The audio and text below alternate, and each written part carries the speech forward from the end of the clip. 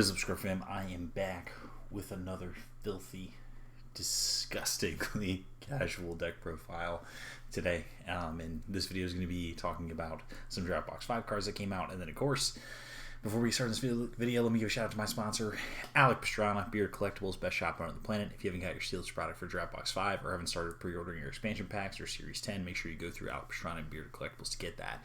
So, here we are. Another edition of Filthy Casual. This was one of the decks I played on stream last night. This is Red Yellow Pan featuring the abuse of the offering mechanic through Jerry from Tom and Jerry and his angel friend, and then Son Goku Dawn of Divinity, which was a card that didn't really have much hype in Series 8 just because the engine was pretty hard to pull off. But instead we actually just went ahead and pulled the card itself, and so just kind of put it in line with the rest of this deck. So, cool thing about this deck is, number one, since it is red-yellow, the cards that are going to be the most expensive are probably just going to be your Beerus No Holds Barred, your Heartfelt Plea, and Kaioken Son Goku. So the deck is relatively easy to procure. You don't even have to play the Son Goku Kaioken if you don't want to, because the deck really, it doesn't want to have to play removal, but it can if it needs to. So the deck itself is actually not too expensive, but again, of course, if you wanted to make it as optimal as possible, you're going to want to play these cards.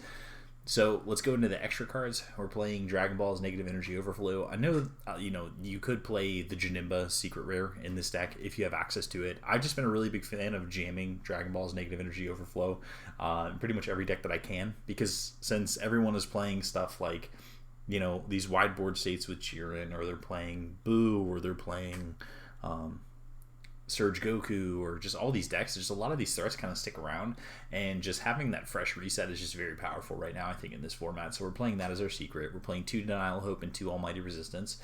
Denial of Hope, of course, is probably one of the best, if not the best, counter in the game for countering anything that's 20k or less. And then Almighty Resistance is just our version of Battering Laser, which goes hand in hand with Heartfelt Plea. Our negate, we're playing 4 Flight of the Grand Eagle, very similar to Afterimage, but instead of minusing something, you're actually going to gain 100k. And then also, if your leader's red, you can actually choose 2 of your battle cards and minus them by 10k to then play this card for free. So very powerful. It's not having to take a life to play it for free. We're playing at our 1-drop spot. We're playing 2 Frieza's Death Embrace, 2 Son Goku The Last Straw. We're only playing 2 Son Goku The Last Straw because you only really want it to get you from 5 to 4 life, or if you're trying to go for game with a cheap threat. And then 2 Frieza's Death Embrace. It's just a generically good card. If you're ever on the back foot playing against somebody and they have the advantage, just being able to get this on the board just kind of helps you, get you that extra removal and make their attacks awkward, and it just helps you defend yourself. 3 Beerus Biding His Time. I consider it a 1-drop in this deck. And the fact that it's a 1-drop 20k critical draws you a card when you play it is just very strong. We're playing 4 Topo Righteous Aid, of course, because it's currently the best negate in the game. Cocoons is a close second.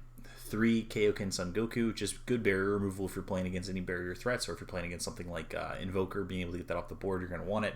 And then, of course, has the ability to have the full board wipe since your leader is red. We're playing 4 Chomp of the Trickster. This is just our card if our opponent's ever trying to play anything big. We can tap it, draw a card. We're playing 4 of our check land, Whis the Spectator. We're playing 4 Whis Celestial Moderator as our super combo. And then we're also playing 4 Beerus No Holds Barred. That's the major reason why we're playing Whis Celestial Moderator, is as you can see, we don't have a ton of just raw yellow cards in the deck itself, so it makes getting Beerus online much more awkward. So Whis just immediately allows that, and then plus the card's just really good. I mean, minus 10k to something is just very powerful. So you have Whis and 2 Beerus No Holds Barred, and then of course our offering cards. Like I said, we have the new Jerry from Tom and Jerry plus his Angel Buddy that has offering, and it's just the 2-drop 20k.